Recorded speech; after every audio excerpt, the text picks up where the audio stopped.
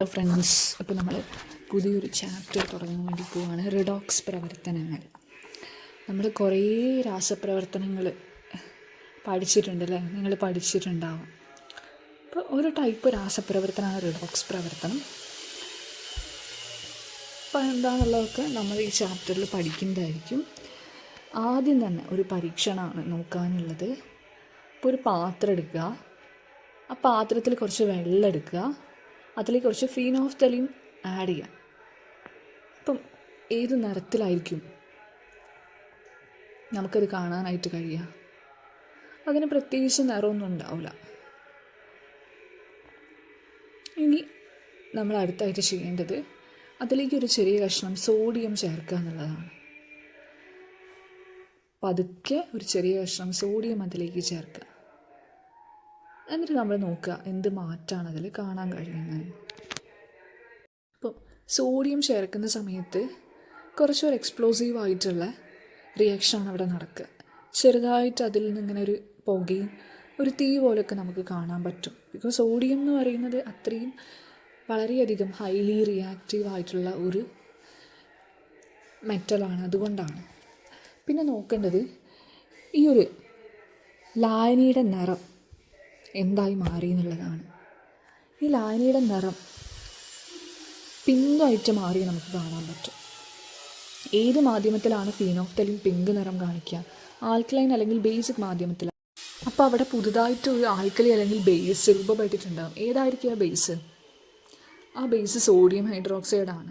അവിടെ സോഡിയവും ജലവും തമ്മിൽ പ്രവർത്തിച്ച് സോഡിയം ഹൈഡ്രോക്സൈഡും ഹൈഡ്രജനുമാണ് ഉണ്ടായിട്ടുള്ളത്. അതിൽ ഹൈഡ്രജൻ കാരണമാണ് ആ ഒരു പുക അല്ലെങ്കിൽ ചെറിയൊരു തീ പോലൊക്കെ നമുക്ക് കാണാനായിട്ട് സാധിക്കുന്നത്. പിങ്ക് നിറാവാൻ കാരണം സോഡിയം ഹൈഡ്രോക്സൈഡാണ്. അപ്പോൾ അവിടുത്തെ രാസപ്രവർത്തന സമവാക്യം നമ്മൾ എഴുതുകയാണെങ്കിൽ നമുക്ക് കിട്ടുക 2Na+2H2O gives 2NaOH+H2 എന്നാണ്. ഇനി നമുക്ക് നോക്കാനായിട്ടുള്ളത് ഒരു രാസപ്രവർത്തനം നടക്കുന്ന സമയത്ത് അവിടെ ആകെ മാസ് അതിലെന്തെങ്കിലും മാറ്റം വരുന്നുണ്ടോ? അഭികാരകങ്ങളുടെ മാസും ഉൽപ്പന്നങ്ങളുടെ മാസും വ്യത്യസ്തമായിരിക്കുമോ അല്ലെങ്കിൽ തുല്യമായിരിക്കുമോ? ഇതാണ് നോക്കാനായിട്ടുള്ളത്. ഇപ്പോൾ നമ്മൾ ഇന്ധനം ജ്വലിക്കുന്ന സമയത്തൊക്കെ അവിടെ ജ്വലിച്ച് ചാരം ഉണ്ടായിക്കഴിഞ്ഞാൽ അവിടെ ചാരത്തിൻ്റെ മാസ് ഇന്ധനത്തിൻ്റെ മാസിനേക്കാളും കുറവായിരിക്കില്ലേ? അതുപോലെ തന്നെ പേപ്പർ കത്തിച്ച് കഴിഞ്ഞാൽ അവിടെ ഉണ്ടാകുന്ന ചാരം നോക്കുകയാണെങ്കിലും പേപ്പറിൻ്റെ മാസിനേക്കാളും ആ ചാരത്തിൻ്റെ മാസ് കുറവായിരിക്കില്ലേ? അപ്പം അങ്ങനെ ആയിരിക്കുമോ സംഭവിക്കുക? ഉൽപ്പന്നങ്ങളുടെ മാസ് അഭികാരങ്ങളുടെ മാസിനേക്കാളും കുറവായിരിക്കുമോ? അത് നമുക്ക് ക്ലിയർ ആയിട്ട് നോക്കാനുണ്ട്. അപ്പം അതിന് വേണ്ടിയിട്ടൊരു പരീക്ഷണം. 220 ml ബീക്കർ എടുക്കുക. അതിൽ ആദ്യത്തെ ബീക്കറിൽ ബാരിയം ക്ലോറൈഡ് ലായനി എടുക്കുക, രണ്ടാമത്തെ ബീക്കറിൽ സോഡിയം സൾഫേറ്റിൻ്റെ ലായനി എടുക്കുക. ഇത് രണ്ടും ഒരു വെയിങ് ബാലൻസിൻ്റെ മേലെ വെക്കുക. ഇത് രണ്ടിൻ്റെയും കൂടെ മാസ് എത്രയാണെന്ന് വെയിങ് ബാലൻസിൽ നോക്കുക.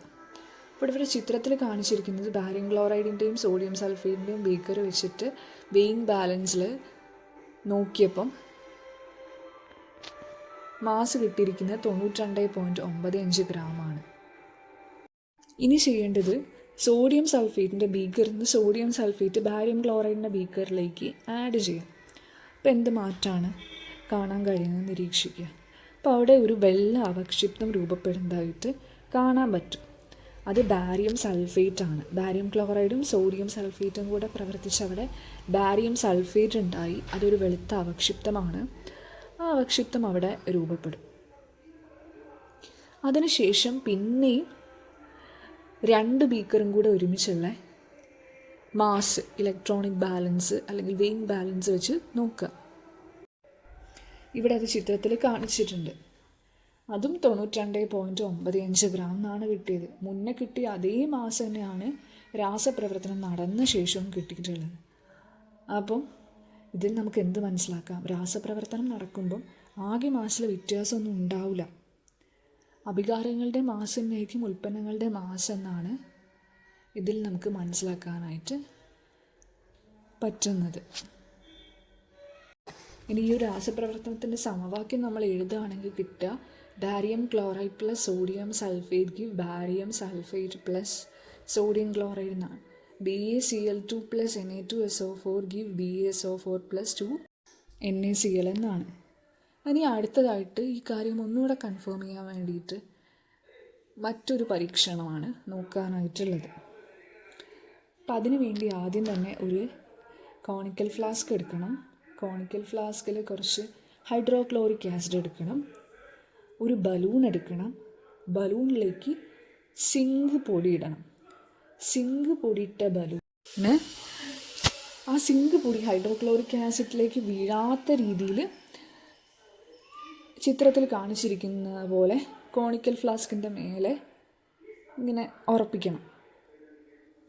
അതിനുശേഷം ആ ഒരു അറേഞ്ച്മെൻറ്റിൽ യാതൊരു മാറ്റവും വരാതെ അതൊരു ഇലക്ട്രോണിക് ബാലൻസിൻ്റെ മേലെ കൊണ്ടുപോയി വെച്ചിട്ട് അതിൻ്റെ വെയിറ്റ് എത്രയാണെന്നുള്ളത് നോക്കുക. അപ്പോൾ ഇവിടെ ചിത്രത്തിൽ കൊടുത്തിരിക്കുന്ന വെയിറ്റ് എന്ന് പറയുന്നത് 94.55 ഗ്രാമാണ്. ഇനി അടുത്തായിട്ട് ചെയ്യേണ്ടത്, ഇപ്പം ബലൂൺ കുറച്ച് താണിട്ടല്ലേ കിടക്കുന്ന, സിങ്ക് പൊടി ഹൈഡ്രോക്ലോറിക് ആസിഡിലേക്ക് വീഴാത്ത രീതിയിൽ. ഇനി ആ ബലൂൺ പൊക്കിയിട്ട് അതിലുള്ള മുഴുവൻ സിങ്ക് പൊടിയും ഹൈഡ്രോക്ലോറിക് ആസിഡിലേക്ക് വീഴ്ത്തുക. എന്നിട്ട് നിരീക്ഷിക്കുക എന്ത് മാറ്റമാണ് അവിടെ സംഭവിക്കുന്നത്. അപ്പോൾ അവിടെ ഒരു വാതകം ഉണ്ടാവുന്നതും ആ വാതകം കാരണം ബലൂൺ വീർക്കുന്നതുമായിട്ട് കാണാം. അവിടെ ഹൈഡ്രജൻ വാതകമാണ് എന്തായിട്ടുള്ളത്. സിങ്ക് ഹൈഡ്രോക്ലോറിക് ആസിഡുമായിട്ട് പ്രവർത്തിച്ച സമയത്ത് അവിടെ ഹൈഡ്രജൻ വാതകം ഉണ്ടായി. മെറ്റൽസ് ആസിഡുമായിട്ട് പ്രവർത്തിക്കുമ്പം ഹൈഡ്രജൻ വാതകമാണ് ഉണ്ടാവുക. അങ്ങനെ ഇവിടെയും ഹൈഡ്രജൻ വാതകം ഉണ്ടായി. ആ ഹൈഡ്രജൻ വാതകം കൊണ്ട് ബലൂൺ വീർത്തു. ഇനി അടുത്തതായിട്ട് നോക്കാനുള്ളത് ബാലൻസിലെ റീഡിംഗ് ആണ്. അത് ഇവിടെ ചിത്രത്തിൽ നോക്കുക. ഇത് വെച്ചിട്ട് പരീക്ഷണം നടന്ന ശേഷം ഇത് വെച്ചിട്ട് ബാലൻസിലെ റീഡിങ് നോക്കുക. അപ്പം 94.55 ഗ്രാം എന്നാണ് കാണിക്കുന്നത്. അത് നേരത്തെ അതേ മാസമാണ്. അതിൽ നിന്നും നമുക്ക് എന്ത് മനസ്സിലാക്കാം? ഒരു രാസപ്രവർത്തനം നടക്കുമ്പോൾ മാസിൽ വ്യത്യാസമൊന്നും വരില്ല. ഇനി ഇവിടെയുള്ള ചോദ്യങ്ങൾ നോക്കുക. എന്താണ് കാണാൻ കഴിയുന്നത്? ബലൂൺ വീർക്കുന്നതായിട്ട് കാണാം. ബാലൻസിലെ റീഡിങ് രേഖപ്പെടുത്തും. മുൻ റീഡിങ്ങുമായി താരതമ്യം ചെയ്യും. എന്താണ് ബോധ്യപ്പെട്ടത്? റീഡിങ്ങിൽ വ്യത്യാസമില്ല, അതേ റീഡിങ് തന്നെയാണ് കിട്ടിയത്. ബലൂണിൽ ശേഖരിക്കപ്പെടുന്ന വാതകം ഏതാണ്? ഹൈഡ്രജൻ. ഇനി ആ ഒരു രാസപ്രവർത്തനത്തിൻ്റെ സമവാക്യം എഴുതാണെങ്കിൽ Zn+2HCl gives Zncl2 plus H2 എന്ന് കിട്ടും. ഈ പരീക്ഷണങ്ങളിൽ നിന്ന് എന്തനുമാനിക്കാം? ഒരു രാസപ്രവർത്തനം നടക്കുമ്പോൾ വസ്തുക്കളുടെ ആകെ മാസിൽ വ്യത്യാസമൊന്നും വരില്ല. രാസപ്രവർത്തന ഫലമായി ആകെ മാസിൽ വ്യത്യാസം വരുന്നുണ്ടോ? ഇല്ല. ആകെ മാസ് അഭികാരകങ്ങളുടെയും ഉൽപ്പന്നങ്ങളുടെയും തുല്യം തന്നെയായിരിക്കും. ഇനി നമ്മൾ ആദ്യം തന്നെ ഈ പരീക്ഷണങ്ങളിലേക്കൊക്കെ കടക്കുന്നതിൻ്റെ മുന്നേ 2 ഉദാഹരണങ്ങൾ പറഞ്ഞിട്ടുണ്ടായിരുന്നു. ഇന്ധനം കത്തുന്നതും പേപ്പർ കത്തുന്നതും. അവിടെ നമ്മൾ നോക്കിയപ്പോൾ മാസ് കുറയുന്നതായിട്ടല്ലേ കണ്ടത്? അവിടെ അങ്ങനെയാണോ? അല്ല. ഈ ഇന്ധനവും പേപ്പറും ഒക്കെ കത്തുന്ന സമയത്ത് അവിടെ ചാരുണ്ടാവുന്നതിൻ്റെ കൂടെ തന്നെ കാർബൺ ഡൈ ഓക്സൈഡ് ഉൽപ്പാദിപ്പിക്കപ്പെടുന്നുണ്ട്. അതേപോലെ തന്നെ നീരാവി അല്ലെങ്കിൽ ജലബാഷ്പം ഉൽപ്പാദിപ്പിക്കപ്പെടുന്നുണ്ട്. അതങ്ങ് നഷ്ടപ്പെട്ടു പോകുന്നുണ്ട്. അതിൻ്റെ മാസ് നമ്മൾ പരിഗണിച്ചിട്ടില്ല നേരത്തെ. അത് ക്യാച്ച് ചെയ്ത് വെച്ചിട്ട് അതിൻ്റെയും കൂടെ മാസ് നമ്മൾ നോക്കുകയാണെങ്കിൽ അവിടെയും നമുക്ക് എന്ത് തന്നെ കിട്ടും? അഭികാരകങ്ങളുടെ മാസ് തന്നെയാണ് ഉൽപ്പന്നങ്ങളുടെ മാസ് എന്ന് കിട്ടും. അപ്പോൾ പരീക്ഷണങ്ങളുടെയും നിരീക്ഷണങ്ങളുടെയും അടിസ്ഥാനത്തിൽ ഇതൊരു നിയമമായിട്ട് പ്രസ്താവിച്ചത് അന്റോണിയോ ലാവോസിയർ ആണ്. ആ നിയമത്തിനെ വിളിച്ച പേര് മാസ് സംരക്ഷണ നിയമം എന്നാണ്. മാസ് സംരക്ഷണ നിയമം പറയുന്നത് ഒരു രാസപ്രവർത്തനത്തിൽ അഭികാരകങ്ങളുടെ ആകെ മാസും ഉൽപ്പന്നങ്ങളുടെ ആകെ മാസും തുല്യമായിരിക്കും. അപ്പോൾ രാസപ്രവർത്തനം നമ്മളെടുത്ത് അഭികാരകങ്ങളുടെ ആകെ മാസ് കണക്ക് കൂട്ടി ശേഷം ഉൽപ്പന്നങ്ങളുടെ ആകെ മാസ് കണക്ക് കൂട്ടി അങ്ങനെ ചെയ്തു കഴിഞ്ഞാൽ അത് രണ്ടും തുല്യമായിരിക്കും. ഈ ആറ്റോമിക മാസ് പ്രസ്താവിക്കുന്ന യൂണിറ്റ് കെമിസ്ട്രിയിൽ ഏതാണെന്നല്ല അറിയോ? Unified atomic mass unit U ആണ്. Unified atomic mass unit U ആണ്. ഇവിടെ ആദ്യം തന്നെ കൊടുത്തിരിക്കുന്നത് ഹൈഡ്രജനിൽ നിന്നും ഓക്സിജനിൽ നിന്നും ജലമുണ്ടാവുന്ന രാസപ്രവർത്തനമാണ്. അതിൻ്റെ സമവാക്യം ഇവിടെ എഴുതിയിട്ടുണ്ട്. 2H2 + O2 gives 2H2.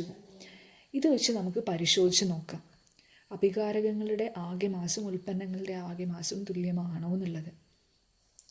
Hydrogen, ഒരു ഹൈഡ്രജൻ്റെ ആറ്റോമിക മാസ് നമ്മൾ പറഞ്ഞ ഈ യൂണിറ്റുകൾ പ്രസ്താവിക്കുകയാണെങ്കിൽ ഒരു യു ആണ്. ഒരു ഓക്സിജൻ ആറ്റത്തിൻ്റെ ആറ്റോമിക മാസ് 16 യു ആണ്. അപ്പം ഈ ആറ്റോമിക മാസിൻ്റെ അളവുകൾ വെച്ചിട്ട് ഈ ഒരു സമവാക്യം മാസ് സംരക്ഷണ നിയമം പാലിക്കുന്നുണ്ടോ നമുക്ക് നോക്കാം. 2:2. ഇപ്പോൾ 2 ഹൈഡ്രജൻ തന്മാത്രകളുണ്ട്. ഇതിൽ ഒരു ഹൈഡ്രജൻ തന്മാത്ര എടുക്കുകയാണെങ്കിൽ H2, അതിൽ തന്നെ 2 ഹൈഡ്രജൻ ആറ്റങ്ങളുണ്ട്. അതിൽ ഒരു ഹൈഡ്രജൻ ആറ്റത്തിൻ്റെ ആറ്റോമിക മാസാണ് 1U. അപ്പോൾ ഒരു H2 തന്മാത്ര എന്ന് പറയുമ്പോൾ അതിൽ 2 ഹൈഡ്രജൻ ആറ്റം ഉണ്ട്. ഒരു ഹൈഡ്രജൻ ആറ്റത്തിൻ്റെ 1U. അപ്പോൾ ഒരു H2ൽ 2 1U വരും. അതാണ് ആ 1U ഒരുമിച്ച് കൊടുത്തിട്ടുള്ളത്. അതേപോലെ തന്നെ രണ്ടാമത്തെ H2 തന്മാത്ര എടുക്കുകയാണെങ്കിലും അതിൽ 2 ഹൈഡ്രജൻ ആറ്റങ്ങളുണ്ട്. ഓരോ ഹൈഡ്രജൻ ആറ്റത്തിൻ്റെയും 1U. അതാണ് പിന്നെയും താഴെ 2 1U കൊടുത്തിട്ടുള്ളത്. പിന്നെ O2, ഒരു ഓക്സിജൻ തന്മാത്ര. ഒരു ഓക്സിജൻ തന്മാത്രയിൽ 2 ഓക്സിജൻ ആറ്റങ്ങളുണ്ട്. അതിൽ ഒരു ഓക്സിജൻ ആറ്റത്തിൻ്റെ 16U, അടുത്ത ഓക്സിജൻ ആറ്റത്തിൻ്റെയും 16U. അതാണ് അവിടെ 2 ചുവപ്പ് വട്ടത്തിനുള്ളിൽ 16U കൊടുത്തിട്ടുള്ളത്. അപ്പോൾ ഇത് വെച്ച് അഭികാരകങ്ങളുടെ ഭാഗത്തുള്ള ആകെ മാസ് നമുക്ക് കണക്കാക്കാനായിട്ട് പറ്റും. അപ്പം ഹൈഡ്രജൻ്റെത് 1U + 1U + 1U + 1U, അപ്പം 4U കിട്ടും. പിന്നെ ഓക്സിജൻ്റെ 16U + 16U 32U. 4U 32U കൂട്ടിക്കഴിഞ്ഞാൽ 36U എന്ന് കിട്ടും.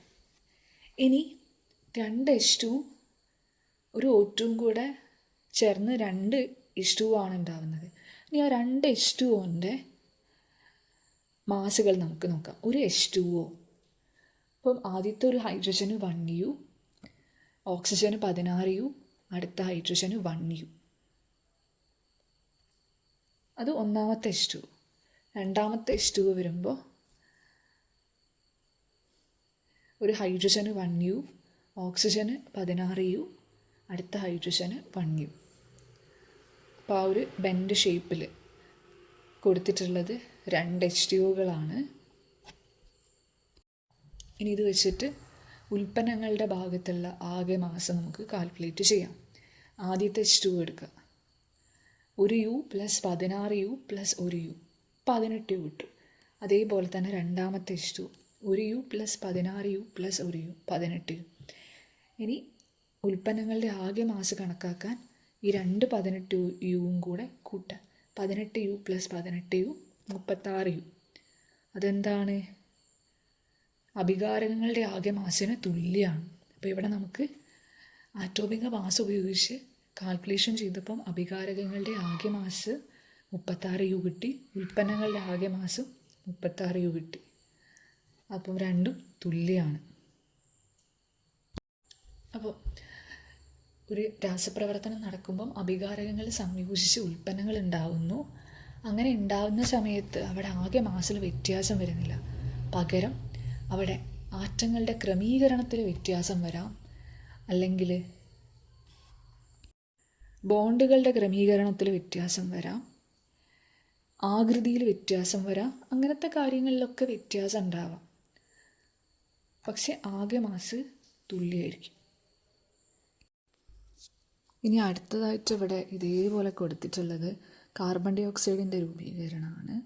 കാർബണും ഓക്സിജനും സംയോജിച്ച് കാർബൺ ഡൈ ഓക്സൈഡ് ഉണ്ടാകുന്നത്. അപ്പോൾ അതിൻ്റെ രാസപ്രവർത്തന സമവാക്യവും കൊടുത്തിട്ടുണ്ട്, ആറ്റോമിക മാസുകളും കൊടുത്തിട്ടുണ്ട്. അതിൻ്റെ അടിസ്ഥാനത്തിൽ അഭികാരകങ്ങളുടെ ആകെ മാസും ഉൽപ്പന്നങ്ങളുടെ ആകെ മാസും കണക്കാക്കണം. C+O2 = CO2 ആണ് സമവാക്യം. അപ്പം അതിൽ സീൻ്റെ ആറ്റോമിക മാസ് 12U ആണ്. O2ൽ 2 O ഉണ്ട്. ഒരു ഓൻ്റെ ആറ്റോമിക മാസ് 16U ആണ്. അടുത്ത ഓൻ്റെ 16U ആണ്. അതാണ് അവിടെ 2 16U കൊടുത്തിട്ടുള്ളത്. അതിൽ നിന്ന് CO2 ഫോം ചെയ്യുന്ന സമയത്ത് ഒരു ഓക്സിജൻ 16U, കാർബൺ 12U, അടുത്ത ഓക്സിജൻ 16U.